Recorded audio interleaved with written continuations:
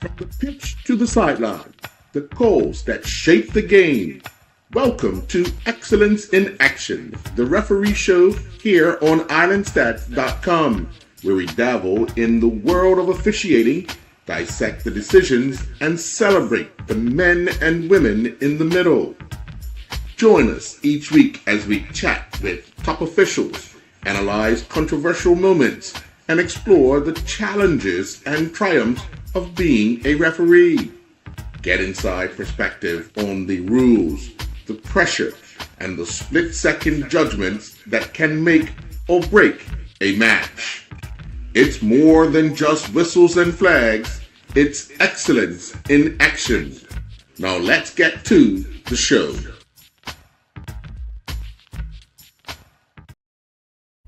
And good evening and welcome to this edition of Referee Corner, Excellence in Action here on IslandStats.com. I'm your host, Earl Baston. Joining me is none other than CFU graduate, next generation referee in Saw Smith and the second vice president and chairman of referees, is that correct? Mr. Cranston, head of referees, Mr. Cranston Williams. First of all, we're going to get right to it with Saw. So you got an opportunity to travel to the next generation referee course.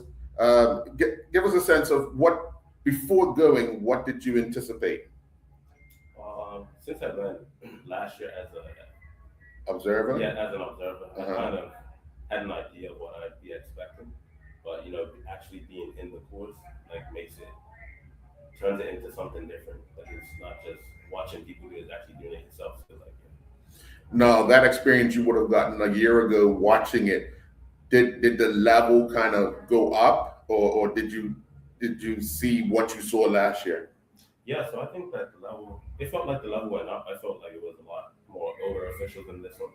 And I think it went up, definitely. And Mr. Williams, obviously for somebody like Saw, when we saw the opening, the intro, saw a picture of a young Saw. He looks about 10 years older nowadays. But just having the opportunity of a young man going to this next generation, the association is pushing him, and for CFU to recognize it, what does that mean for Bermuda and the program here? Good evening, everyone. For me, as I told Saw, he earned it. Saw has come. He ranks from under 7s, under 9, under 11s, under 13, under 15, under 18, under 23, senior man.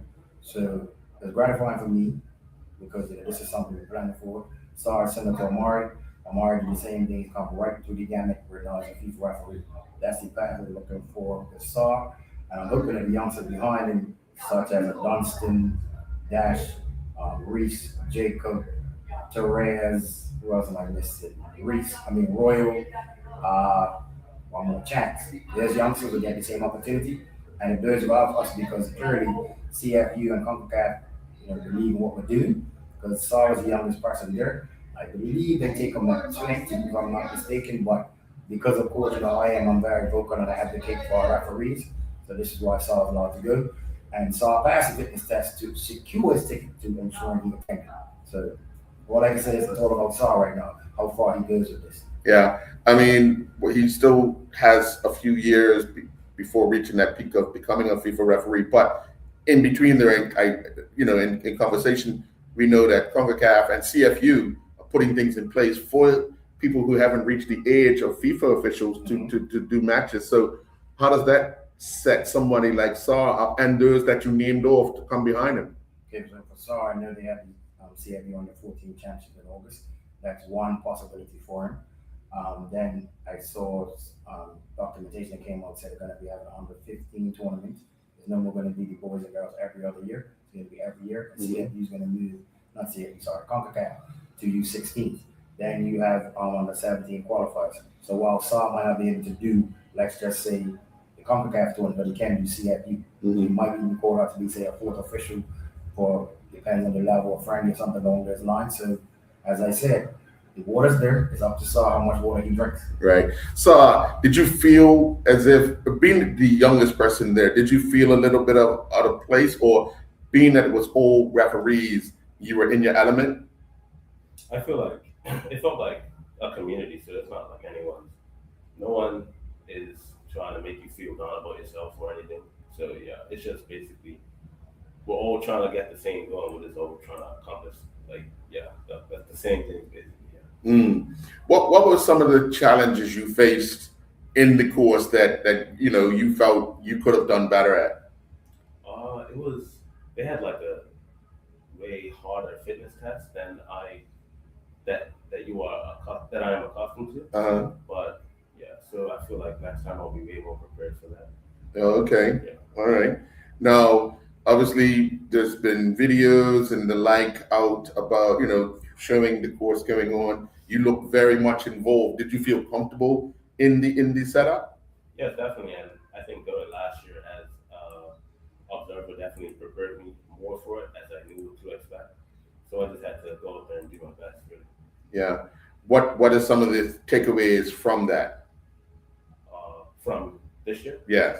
Oh yeah, definitely. I think that especially when it came to like the classroom sessions, how they broke down how to really see, not just see a foul, but really know why it's a foul, not just that it's a foul. That's like the main thing for me.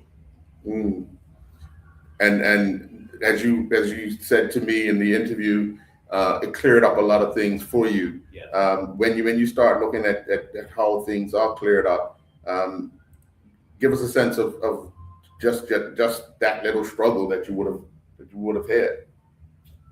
Yeah, so that's like even in my game on Sunday when I'd see a foul, like I could quickly go through why it's a foul and like the caution for it. And maybe I'd have given out the incorrect caution before, but now it definitely helps me to give out the correct cautions and restarts and all of that. Okay, all right. So you're more comfortable now that you've been through this course, understanding when to issue, when to have a conversation, when to administer whatever you need to administer over an incident of sorts. Yes, definitely. Yeah. Now, you talked about the game yesterday. What's today? Monday. So yesterday, were you more confident now going into yesterday's game as you were prior to going to St. Kitts? I'm always confident going into games, but I would say that I was just a little bit more confident. Yes. Yeah. Now, you're not that small guy anymore. You got some. You're built. And so whatever would have thought guys could intimidate you before, now that you've grown, that kind of goes out the door. Do you sense that just a little bit, where some players would try to take advantage of you, as opposed to now, no, I have to treat him like he's an adult?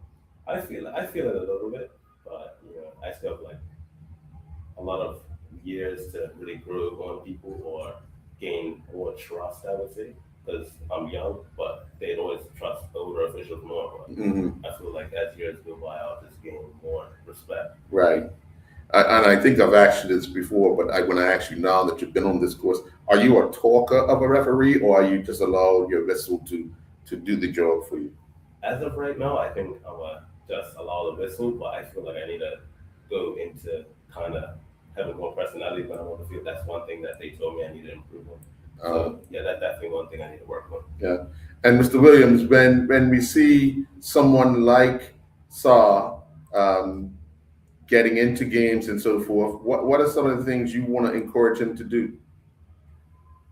Be the best that he can be on the field. And as they tell you, stick by your decisions. Don't let the older referees influence him. He knows what he was taught. He needs to apply it in his games. For me, like I said, sky's the limit for Saar, and it was quite clear that the instructors were pleased with him.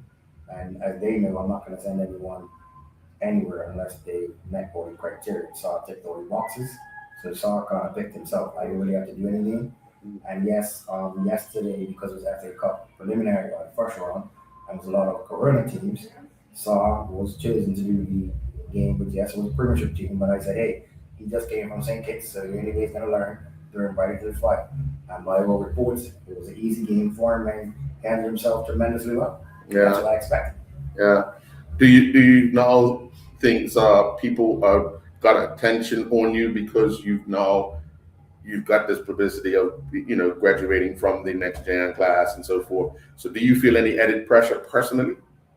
Oh, when I was on the field yesterday, some of them were like saying, "Oh yeah, he just came back from that." So obviously they all know, Right. But I feel it's a little bit, but obviously that just means that I have more.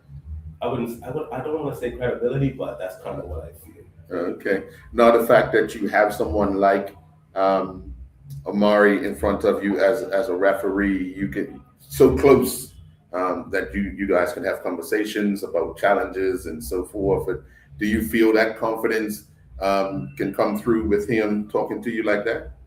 Yes, definitely, 'cause especially since he obviously just got on the list, and I can go to him for advice in local games or gotta travel or anything like that. This is going through the same experience. Mm-hmm. Now, obviously, Mr. Williams, when someone like Sauce started out, he had the flag in his hand, had the opportunity to go in the middle in a senior game, and it's kind of flourished ever since. Is that what you're looking for? Youngsters getting the opportunities to show what they've learned in all the training that they've been through to take control of a game? Definitely.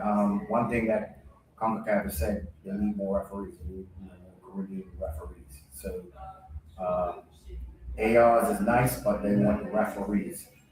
As we all know, Amari initially started when he went before teams. He was an assistant. Yeah. He went to the Dallas Cup, and he came back and made me rip up my strategic plan. They said Mr. Williams, Adam Brown Morgan, and there's guys out there too. Peter Pendergrass, Howard Webb, and Brazil said, hey, your height needs to be in the middle.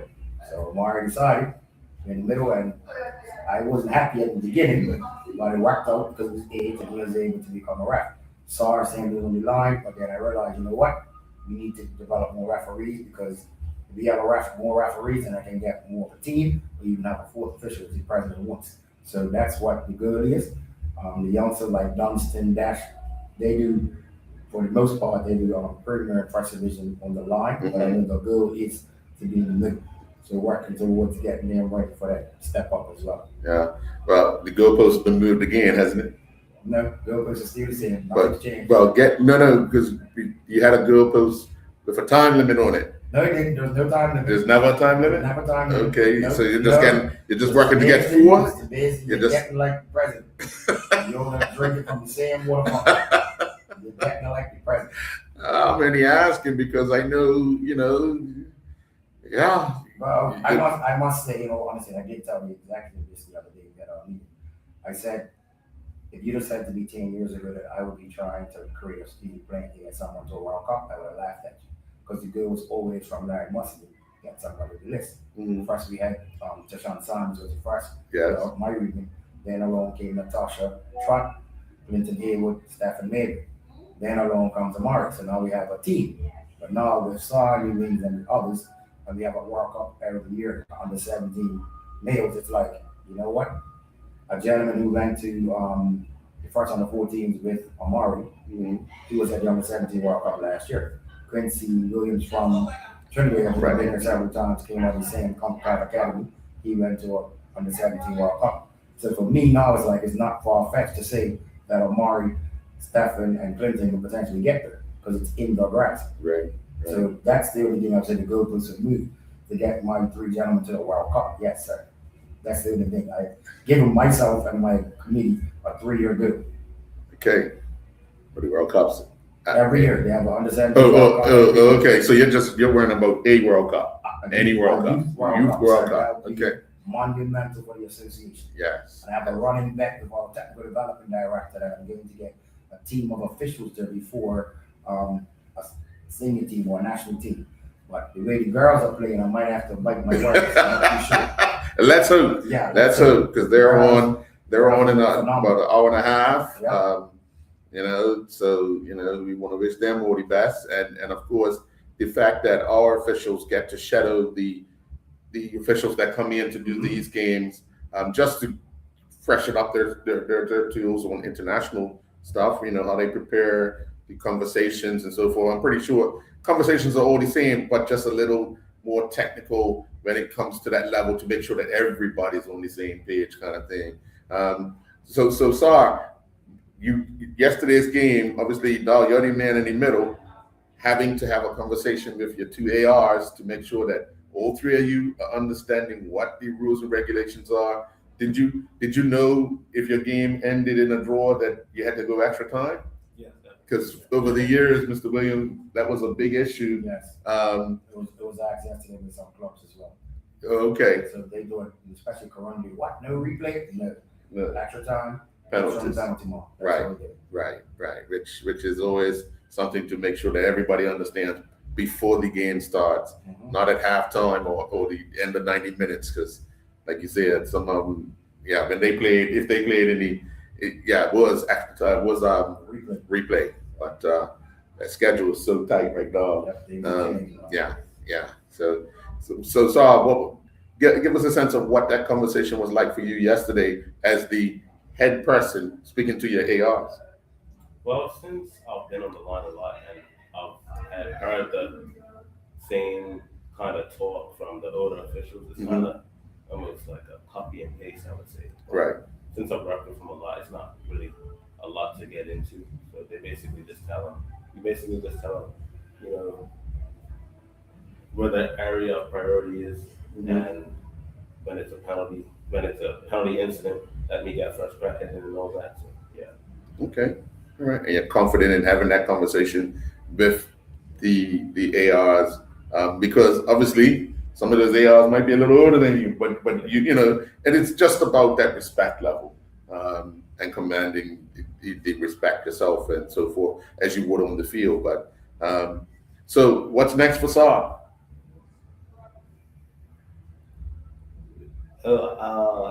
Hopefully in the summer I go under 14s. That would be domestically for me. I would want to do a premiership game this season. Okay. I don't know if that's gonna happen, but I would hopefully.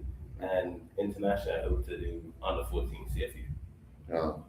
If you're gonna do a CFU under 14 international match, I'm gonna tell Mr. Williams you need to be in a premier match beforehand, because you're gonna have to handle that pressure. Under 14, he does his first division game today, so I'm pretty sure that until he calls it BSCFU, Saar can more than handle himself in a U14 match. Saar has officiated under 23s, under 18s, under 15s. So he does first division on a regular, which is senior men. Right. So I'm 100% sure that Saar can handle under 14 boys. And the good thing for Saar is that the person that conducted the course are good friends of Bermuda. Right. And they will be coming to Bermuda to conduct courses that they like. So Saar can't hide, because they know who he is now. Right. So with that, I want to say a big shout out to Diane Ferrara James, Rohan Thorburn, Dave Nico, and also to Kelisha Antoine. Yes. Names well known in Bermuda. Well named. Yes. So Saar, you cannot hide now. So I tried to get you a premier game, but It's going to get it. He will get it. Yesterday it was the committee said this is where he needs to go. We made sure. Yes, because I said crossroad run. And it is guys, so that's what Saar needs. right. Yeah. Okay. All right. Well, gentlemen, I know you've got things to do with the under 17 girls getting ready to kick off their second match of this tournament here at the Philadelphia Southfield Stadium at the National Sports Center. Earlier, Panama defeated Suriname 8-0. So Bermuda's got some work to do. Initially, just get the 3 points. Get the 3 points under your belt, and then we go from there. All right? So I want to thank you guys very much for joining. And folks, we'll be back next week with another edition of Excellence in Action right here on IslandStats.com. Enjoy your night. Thank you.